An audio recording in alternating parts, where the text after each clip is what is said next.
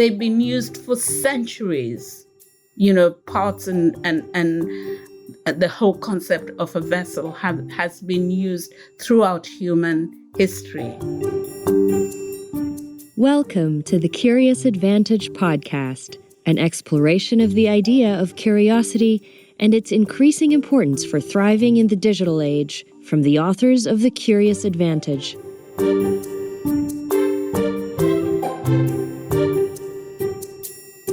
Hello, and welcome to this episode of the Curious Advantage podcast. This series is about how individuals and organizations use the power of curiosity to drive success in their lives and businesses, especially in the context of our new digital reality. It brings to life the latest understanding from neuroscience, anthropology, history, business, art, and behaviourism about curiosity, and makes these useful for everyone. My name is Garrick Jones, and I'm one of the authors of the book The Curious Advantage. And I'm delighted to introduce our guest today, the renowned artist Dame Magdalene Odundo. Kenyan-born, British-based, Chancellor of the University for the Creative Arts, Dame Magdalene is a potter whose pots sit in many of the most important collections and galleries around the world. Beautiful, sinuous, amorphous in shape, the pots are vehicles for thinking. Informed by Attic, African and Cycladic forms, they challenge and they inspire. And in this episode of The Curious Advantage, we are confronted by an artist. In the book, we talk about how artists inspire us and cause us to look at the world differently. This can be disquieting and this can be life-changing. Dame Magdalena does all of that and more in this fascinating conversation. It is wide-ranging and explores many of the seven C's of curiosity. We explore context, construction, and the power of making. We explore learning from doing, criticality, and we learn how Dame Magdalena understands the world through her practice of making. On reflections, in many ways this conversation is poetic. Artists really make us look at the familiar with new eyes. I encourage you to search for the pots of Magdalene Odundo online, and please enjoy this conversation. Hello, Magdalena. Hello. Great to join you. It's such a pleasure to have you here. Honestly, I've wanted to talk with you for so long. I want to ask you about your pots. I've got three pots in particular, but the first one I want to ask you about is an orange pot, which you had in the Hepworth Wakefield exhibition, which was called The Journey of Things. And to me, this pot, she is feminine like a queen. She has a sort of crown, to me. That's what I see. What do you see in this pot? Do you see your pots in that way? I think pots. I think vessels. I think of the potency of a pot as a container, but also as a vehicle that allows, containment, and also it pours. So it also, you can actually pour out ideas, but also, material matter that can sustain life, because the whole notion of a container was to use it as a vessel to contain food, to cook. But it has, I think for me, it has that notion of inside and outside. It's almost like it's like a home. And when you think about, sort of our species, but also other species who make containers, who make vessels, insects plus, anthills, for example, they all know into this and build using clay around just to have a chamber that they are in, and then they get out a chamber that contains them, protects them, and allows them that restful few hours of night or day, and then they come out to forage and to seek those materials beyond those confines to sustain them and bring them and cook them again. And pots mediate between that void space and that solid space and then the enclosed space. Yes. They've been used for centuries. pots and the whole concept of a vessel has been used throughout human history for various things, for religious purposes, for transition from one area to another. They've been used as burial pieces. They've been used as pieces that are taken with you after you've died, as is discovered in Egyptology, but in any excavation in any society. But you get me on a subject that I really love talking about, everything else other than the pots themselves. Yes.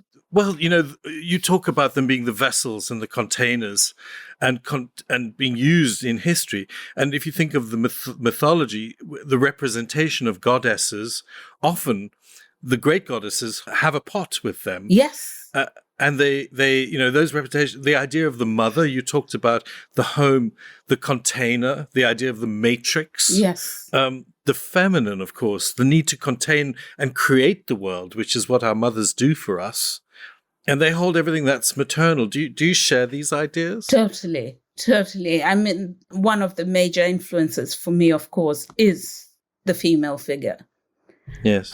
Because, sort of, I was going to say, the whole notion of a vessel, for me, is akin to a woman.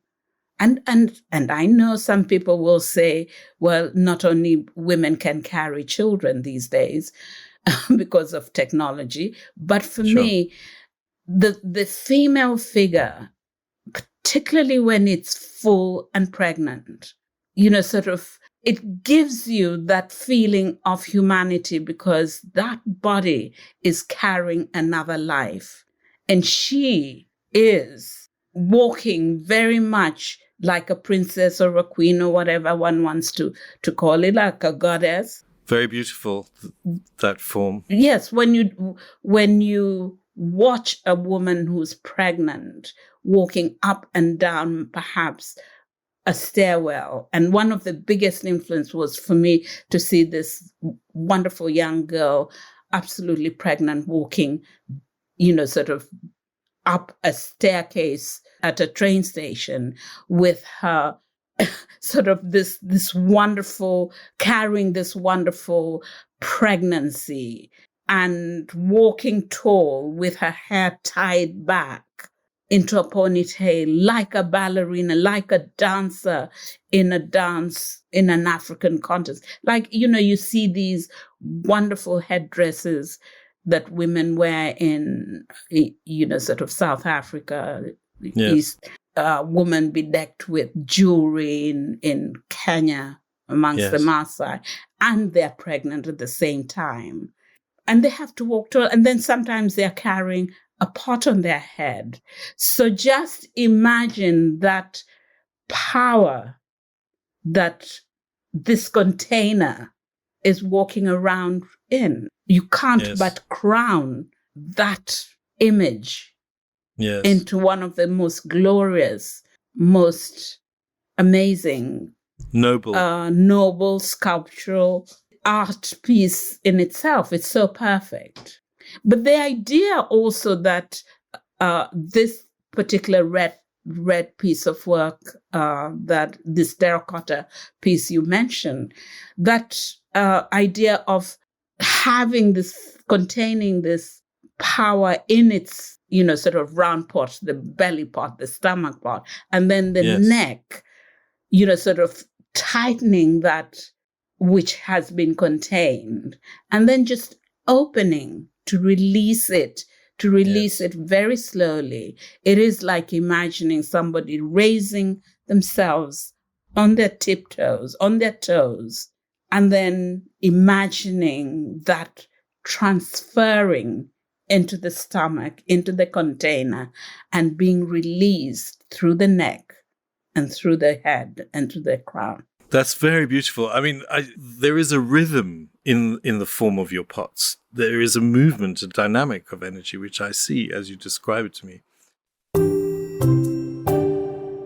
Do you have a view on curiosity and what is curiosity for you? If I wasn't curious, I wouldn't be making what I what I make. Yeah. I'm so curious to get onto the next one, but I'm very curious to know what my neighbor is thinking and saying. I'm very curious to really know what my ancestors are thinking of from the other side. And it's that keeps us going. And I think it's important when you're teaching, particularly, I spent many years in my life teaching. And being with people from rising 5 to 60 odd or 70, working as an educator, the idea of curiosity, the idea of instilling, questioning of material and the world we live in is just so important, because it enables us to manifest that curiosity into tangible outcomes. So in the act of making it, does the narrative emerge through the act of making? It's not the narrative that comes first, but the act of making it is what creates the story. Is that am I understanding that? I think there is the period of the thinking, the working out a notional situation in which you're led, you're allowed, you lead yourself to the making process. So drawing is very important for me. Reading is very important for me. Being able to understand before I embark on the making is very crucial. While I'm making, these other notions, these other isms, whether it's religious, references, whether it's references to the other artists or reference to historical material artifacts, will come in, because this period of making takes me quite a while to actually realize before the piece has arrived at a status in which I can kind of say, well, this is the best I can do with that piece of work. I'm going to take it beyond the raw clay, let it stiffen, let it dry, and then I'm going to put it in the kiln. And once you've put the clay into a kiln, it converts at a fairly early stage at about 600 degrees centigrade, and it becomes ceramics. There's no return, because it doesn't actually become clay again. You can add it to clay, but it's gone, it's transfixed. And that's why, sort of clay has always been a medium in which to read what was made before in historical and archaeological terms. It's a very important material. It's a very important object. Can you tell me a little bit more about that? How you say it helps you read what came before? Well, it's history. Once you've made a pot or you've made a thing, it becomes an object that is historical. It informs us, me, and everyone what it is to be human, because somebody made that piece of work, and it will tell the time in which the piece was made. It will tell what it was made for, and it can give you an indication of what is to come. It's fascinating. And I think this is why, and the fact that clay or ceramics and pottery can be excavated and exist intact to tell you that history is a fascinating thing. Archaeologists love it, and they love finding shards much more than finding a whole piece of work, because they can sort of count the little particles that are in the clay. They can tell you exactly what kind of material was used and what was even cooked in this piece, just from a shard of clay. And the shards exist much more than other objects. Yes. I mean, I think you can find bronzes and all these things, but if you go to any museum, pottery it's the pottery that remains. That remains, right. Yes. Exactly. You have another pot, another orange pot. I don't know why I'm attracted to the orange ones, because the black ones are also amazing. But you have another orange pot that is more masculine, or is it telling a more masculine story? It's a round pot with two holders on the side, and then it has a kind of a phallus, perhaps, but it is not overtly so. But it is more of a extended pot that comes out. I mean, I see a cockerel in it, and that kind of power. But, I mean, what is this pot telling you?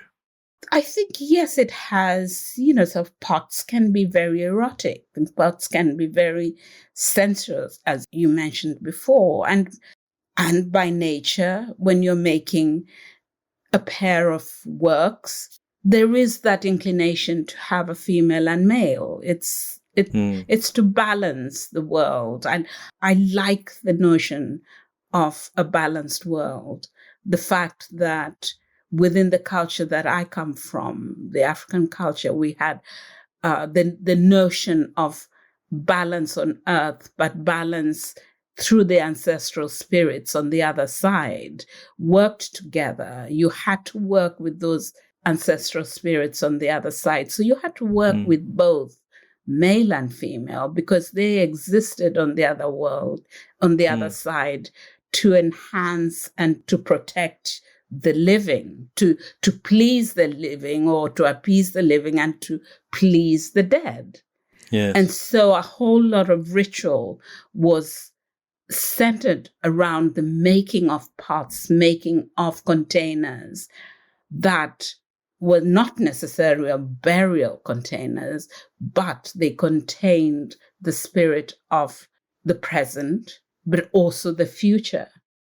You've got a very particular approach to glazing as well. I mean, there's a black pot of yours, which I love, which also has a kind of feminine ear, which is bent, as you say, which kind of projects out of the pot. How did you come to your glazing? Because it reminds me of Attic pots from Greece, ancient and so on.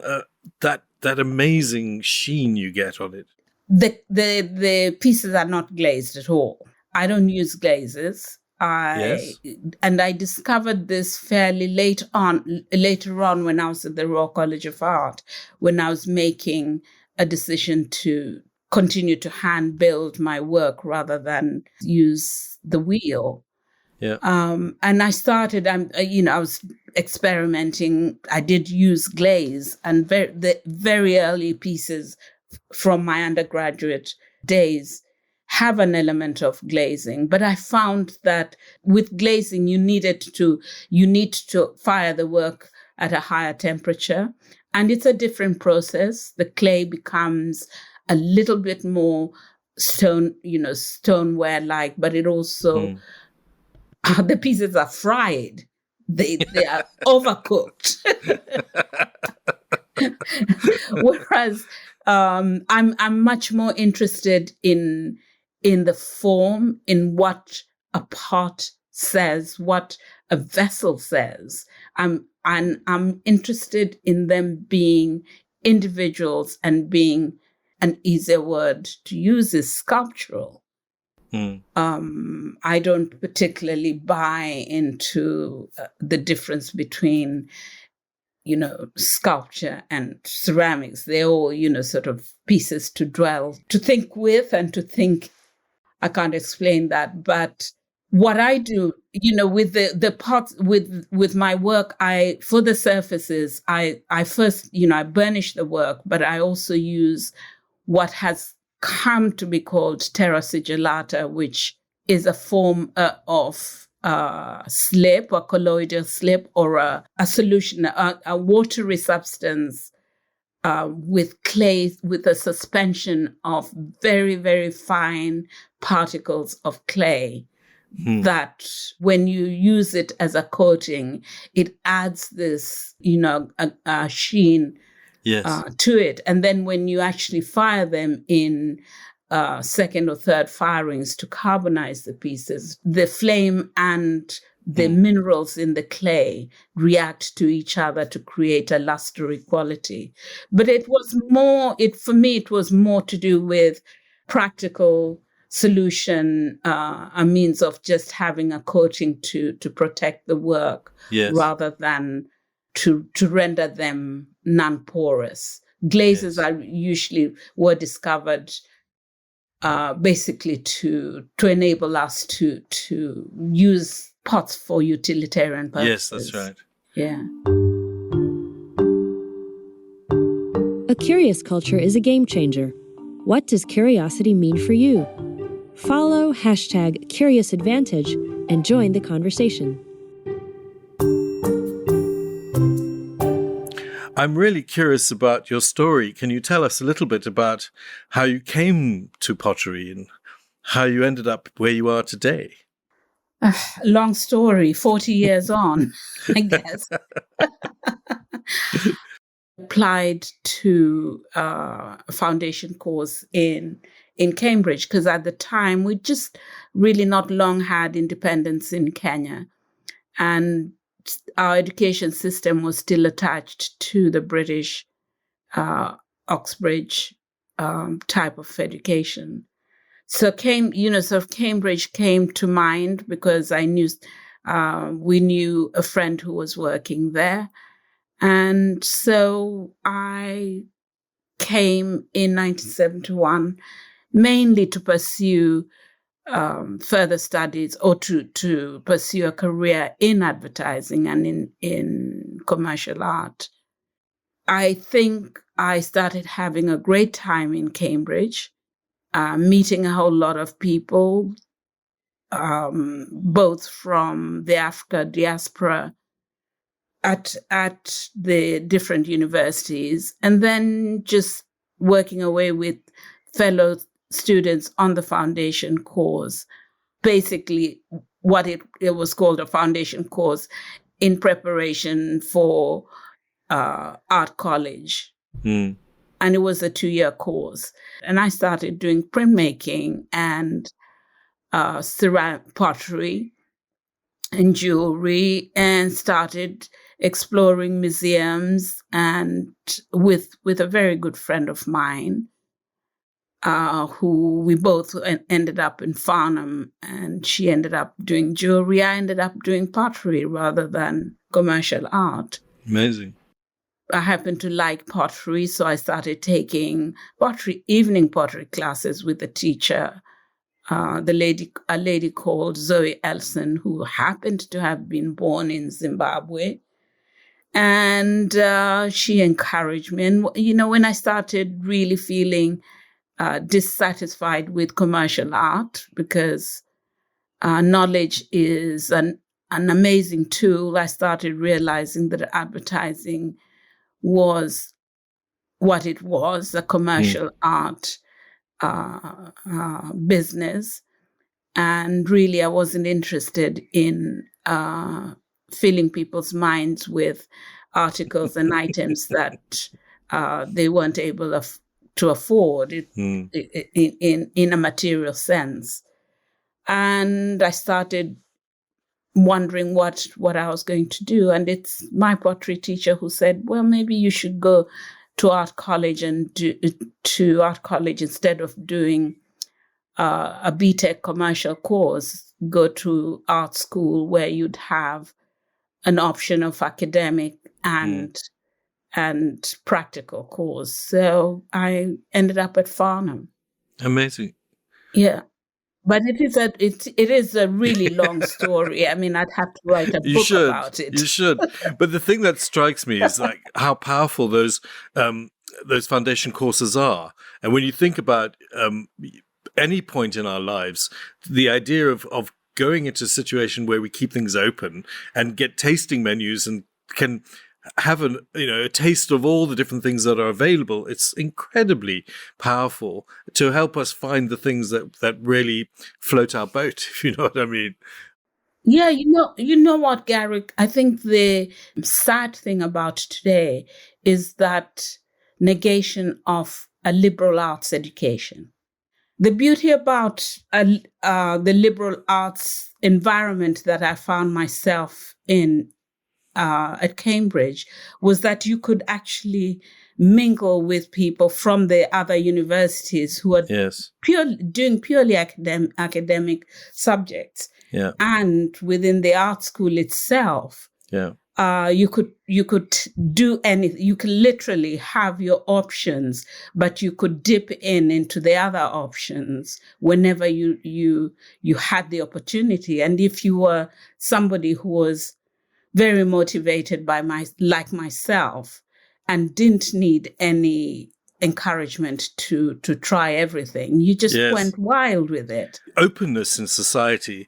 Yes. And how if you just down a single track, a student who decides to go into just, business and management and say accounting, there was a time where kids could do that, having had a liberal arts degree and having had an experience of things that were much broader and wider and interesting, which is what I think college and university should be about. Well, exactly. It makes for more interesting adults, my view. Yeah. And, we used to have those years when people went in to do PPE, politics, or did anthropology and archaeology, and then ended up as being great teachers or great painters and great art historians or politicians, as a matter of fact. But then they could draw. I mean, you have examples of great politicians, people like Churchill, who painted. Exactly. But because they had the opportunity to be able to do these other things.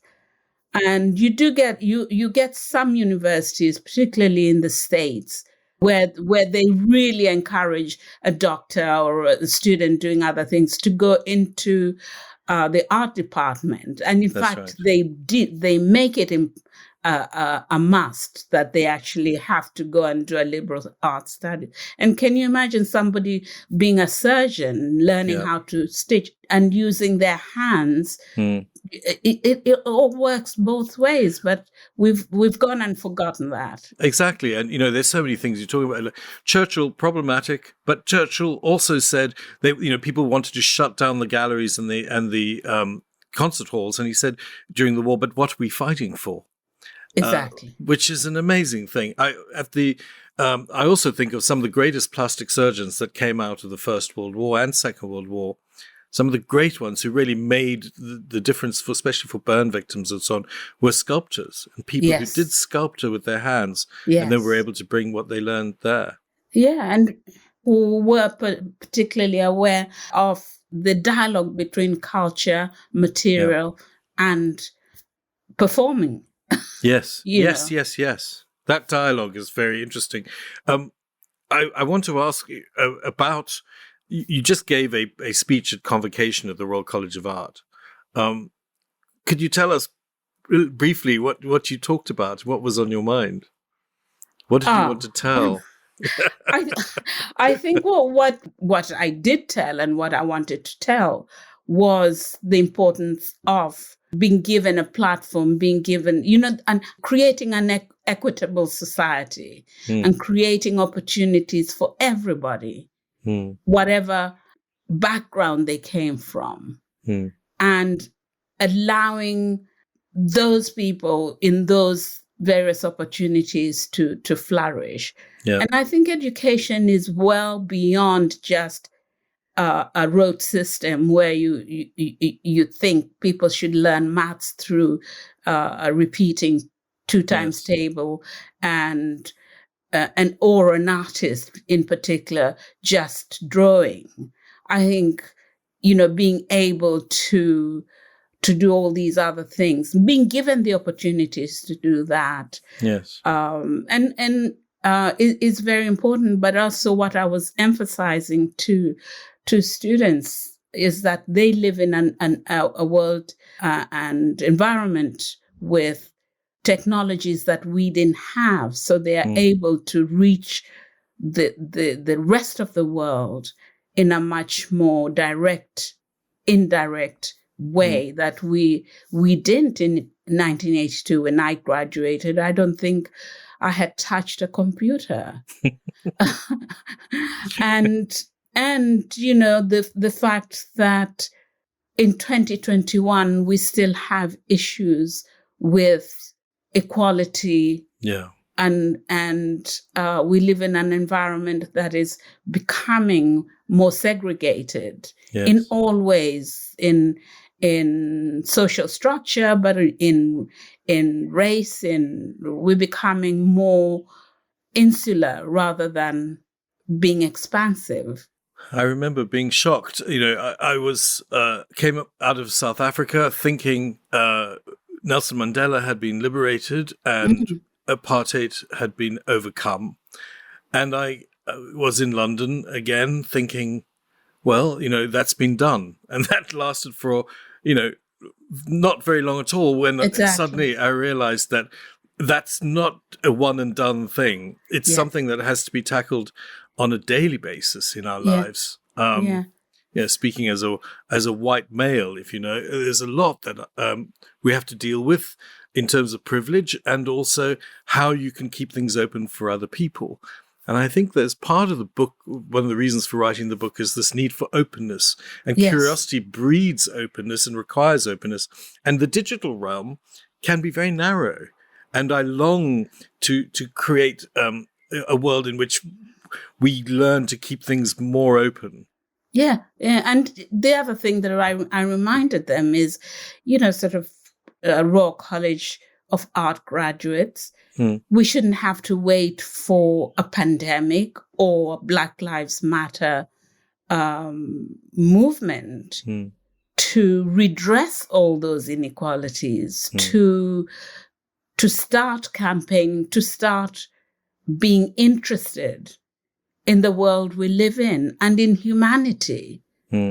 That the fact that we make things, the fact that we innovate things, we discover through innovation and through practice of making, we should be able to really to minimize or to completely get rid of these segregated silos we are now building for ourselves. They come out of fear. They come out of, and also not being engaged in the real world. The thing about making, I love, is that it engages us with the real. But I can't remember who, of the philosophers, and I used to read a lot more than I do, but I can remember sort of people talking about education meaning different things, but education being a tool, a vehicle that increases your knowledge and makes you aware. And I think growing up in a colonial Kenya, one of the things that I used to hear a lot of is the reason why the colonial government did not want the natives, as it were, to be educated is that they will know.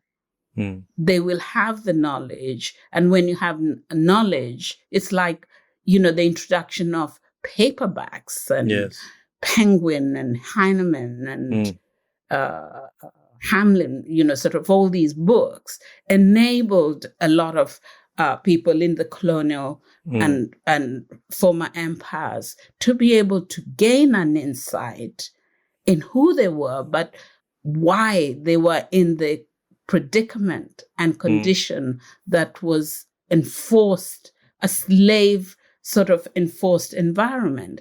And once people had that knowledge, they started rebelling. Sure. And the rebellion led to so-called, fears of the ruler because they were losing the empire. Yeah. Well, it's well and truly lost now. I mean, there's no doubt. Well, I think that they're somewhat trying to recreate it. Well, best of luck, because, there are a lot of people out there who have long memories in terms of how they may have been treated under empire. And it doesn't translate to trade deals very easily. But I don't want to get too political, but it's very obvious. But yet there's so much to be proud of in this country. I mean, Britain. When I think of the London School of Economics, and I think of how it was set up to enable women to come to university. Before, this is 1880s, the work of H.G. Wells, the work of Gandhi, the work of the Theosophists, the work of, that entire Krishnamurti, and then Sylvia Pankhurst, of course, they created a university where women could now get doctorates, and that's spread around the world. I mean, that's an amazing legacy. Yeah, and I think UCL did that too. UCL too, exactly. Yeah. And incredible, and so much to be proud of. And I hope we continue to find the great things that we've done in the world, as well as the not so great things, and deal with all of them. Because, as you say, openness is so important.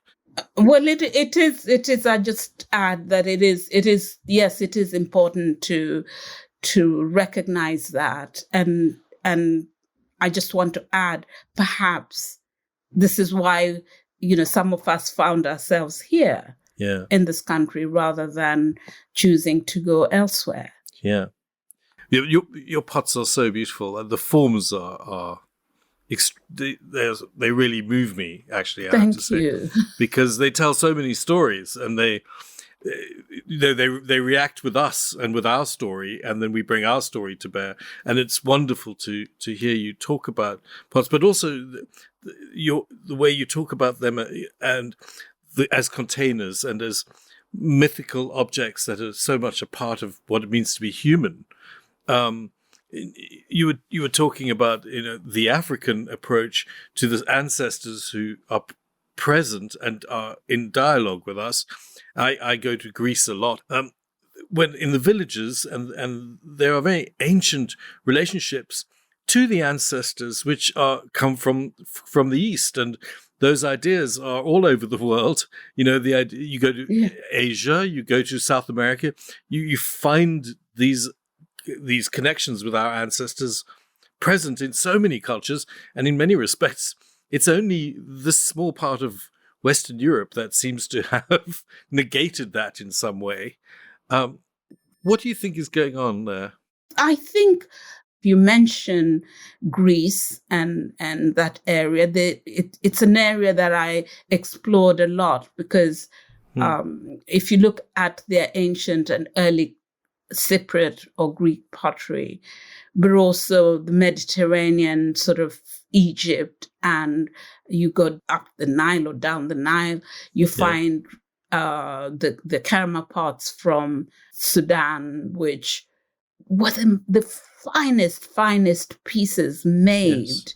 And you can see them on hieroglyphics, but you can see them on paintings in the tombs in Egypt, because these, I'm absolutely sure that some of the potters came from that particular part of the world into Egypt to be potters. You see the hieroglyphics, the potters are usually a different people than the Egyptians. So you know that the potters may have come from the south rather than from Egypt itself. But those early ancient pots or vessels and containers are very, very animated. They're almost cartoon-like. They're vehicles of telling stories, because they have appendages. They have these drawings and these marks on them that are like messages or like identity manifestation of the people who are making them, but also the culture that they were coming from. There's so much you can read from pots from antiquity, and that goes from all over the world. I mean, if you mention Southwest Coast America, the ancient world in South America, the ancient Chinese, the early Jamon pieces from Japan, but the earliest pots that you find from East Africa all have, there's a need for human beings to, at the same time, painting in caves, making those marks that are on caves, transferring them into their vessel making and object making. So here and there you find a geometrical form that corresponds to a form that, X mark might have been made on a cave to give a message to the next people who came there. And pottery has this ability to be able to to apply decoration, but also messages. Yes. From one to the other.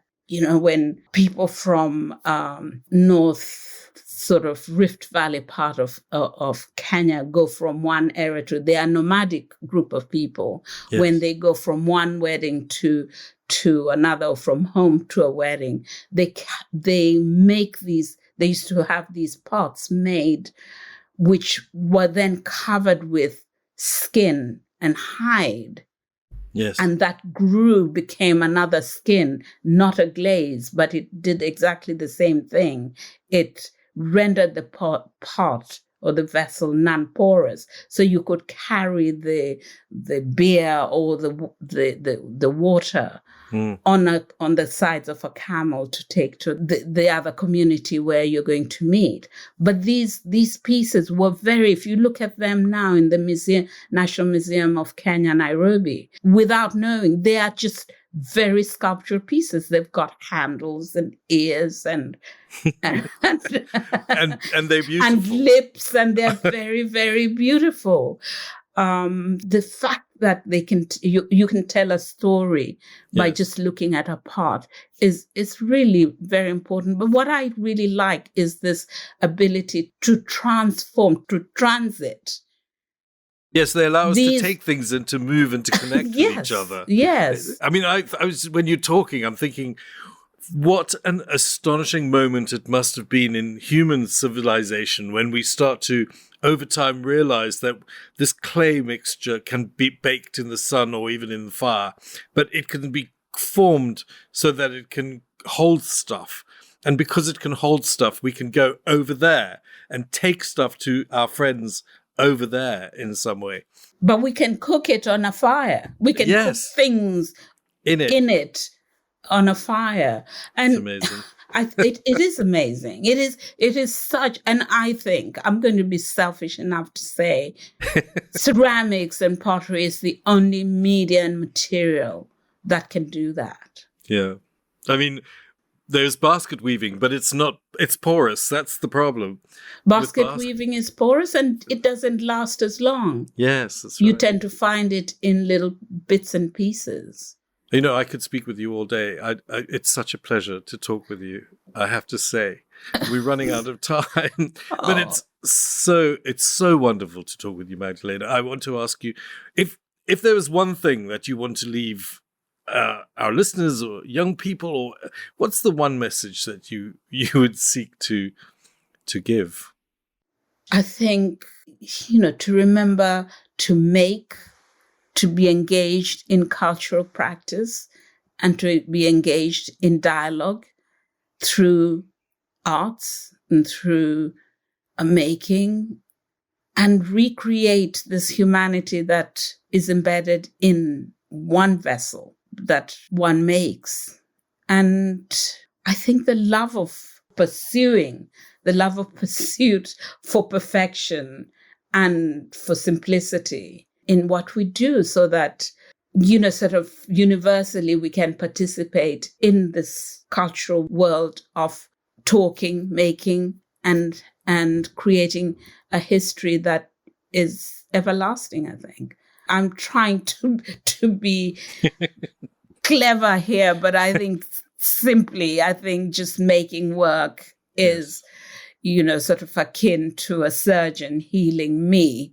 Yes. And using a container to contain all that potentially healing material in that container. Dame Magdalene Odundo, thank you so much for joining us today. It's been a delight, a pleasure, and insightful.